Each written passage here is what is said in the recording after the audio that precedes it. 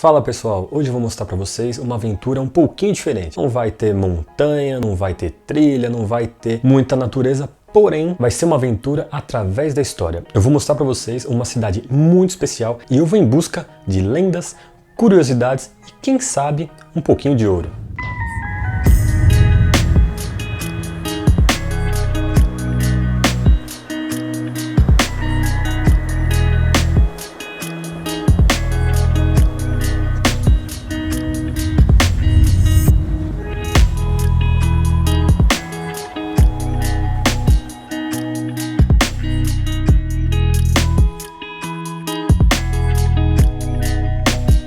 Essa cidade é tão rica em história que a história dela se mistura com a história do próprio Brasil e foi uma das cidades mais populosas do mundo na época do auge do ciclo do ouro. E hoje é mais conhecida como Ouro Preto.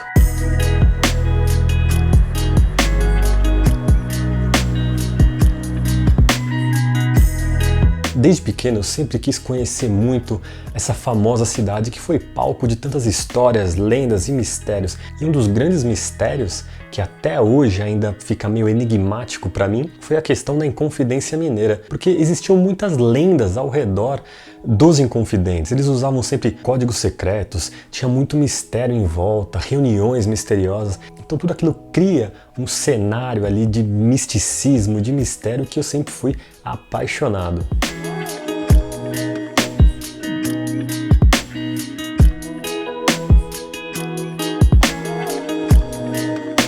A Inconfidência Mineira foi a tentativa de um movimento em 1788 que visava libertar o Brasil e o estado de Minas Gerais dos portugueses que chegaram aqui dominando tudo. Esse movimento na verdade não ocorreu devido a uma traição que os seus membros ali, que por sinal eram pessoas de posses intelectuais da época, que formavam ali esse movimento de Inconfidência Mineira, e eles foram traídos ali no meio do caminho e o seu líder, Joaquim José da Silva Xavier, foi preso posteriormente e morto de uma forma brutal.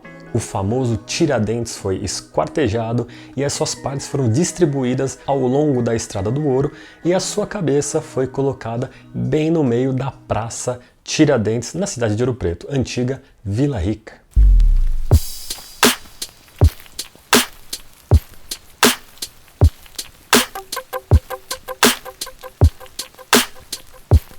E é claro, eu acho que eu não poderia começar essa viagem, essa aventura através da cidade pelo grande Museu da Inconfidência, talvez seja um dos principais museus da cidade de Ouro Preto.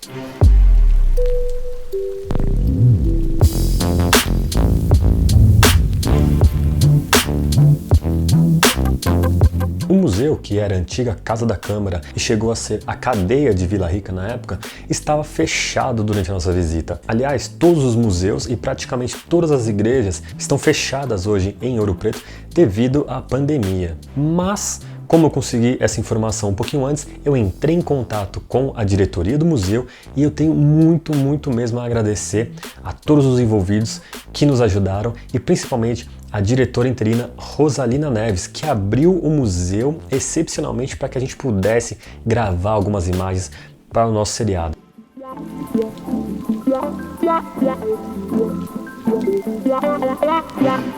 E assim como todo o centro histórico de Ouro Preto, o museu também nos transporta para o passado diretamente. Quando você passa pela porta, parece que você está sendo transportado para o passado.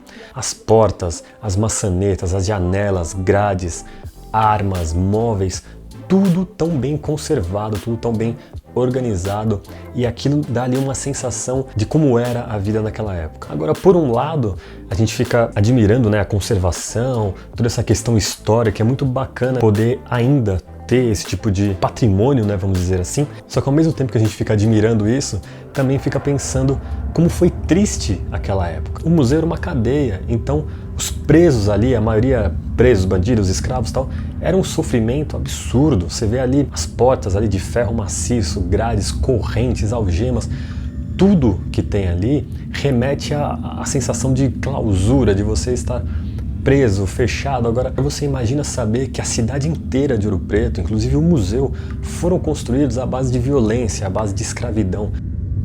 E um dos pontos mais famosos do museu é o famoso Panteão dos Inconfidentes, instaurado em uma das salas do museu em 21 de abril de 1942.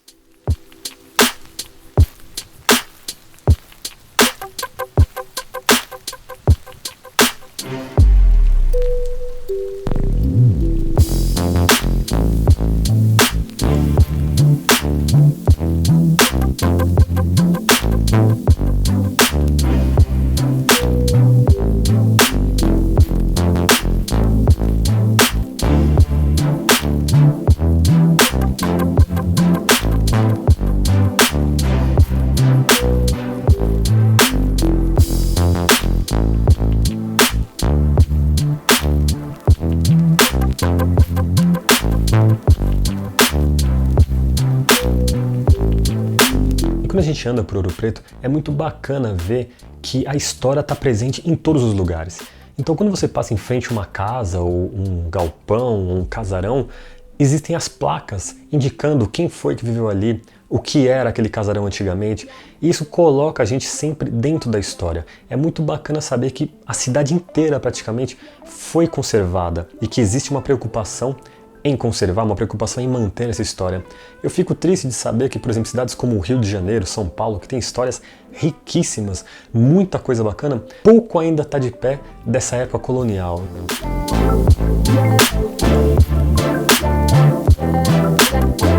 E poucos quarteirões para baixo do museu encontra-se a igreja de São Francisco de Assis, uma das igrejas mais bonitas da cidade, construída num estilo militar, repleta de obras de mestres e pintores e escultores e, é claro, do mestre Aleijadinho.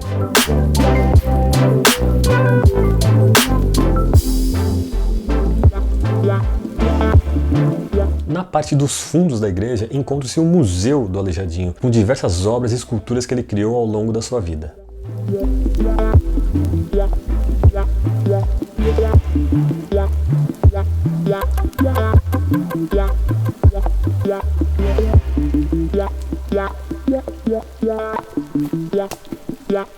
E logo à frente da igreja existe a Feira de Artesanato de São Francisco de Assis, que carrega o mesmo nome da igreja, que era a antiga Feira dos Escravos, onde os escravos eram negociados, vendidos e comprados. E hoje essa feirinha funciona ainda, só que com artesanato. E um dos materiais mais vendidos ali é o artesanato em pedra-sabão.